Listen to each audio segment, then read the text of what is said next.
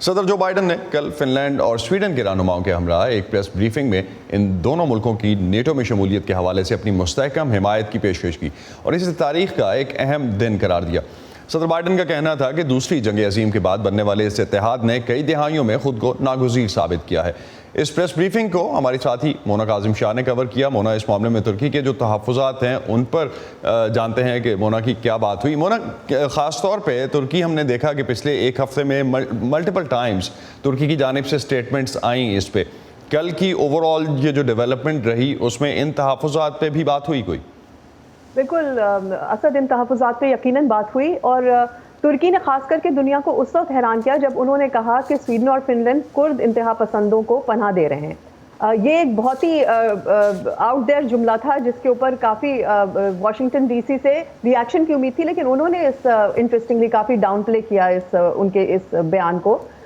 بہرحال fun land کے president کا کہنا تھا کہ وہ دہشت گردی کو بہت سیریسلی لیتے ہیں اور وہ ترکی کے تمام تحفظات کا جواب دینے کے لیے تیار ہیں نیٹو میں شمولیت کے حوالے سے۔ آئیے دیکھیں انہوں نے کیا کہا۔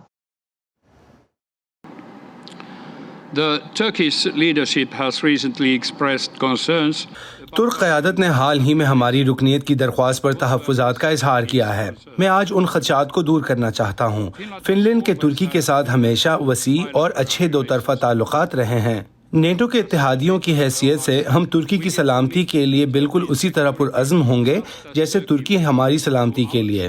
ہم دہشت گردی کو سنجیدگی سے لیتے ہیں اور ہر طرح کی دہشت گردی کی مذمت کرتے ہیں اور ہم اس سے نمٹنے کے لیے سرگرم ہیں۔ ہم ترکی کو لاحق تمام خدشات پر بات کرنے کے لیے تیار ہیں۔ We are open to discussing all the concerns. مونا، اس 3 رکنی میٹنگ میں دونوں ملکوں کے سربراہان نے امریکہ سے اپنے اتحاد اور دیرینہ تعلقات پر بھی بات کی۔ سویڈش پرائم منسٹر کا کیا کہنا تھا اس بارے میں؟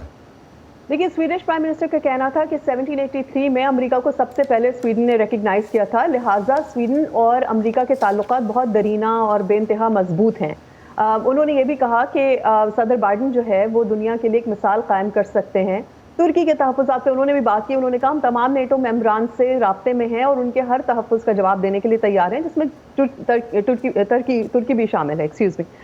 اس کے علاوہ انہوں نے امریکہ کی یوکرین پر بھرپور حمایت کا شکریہ ادا کیا۔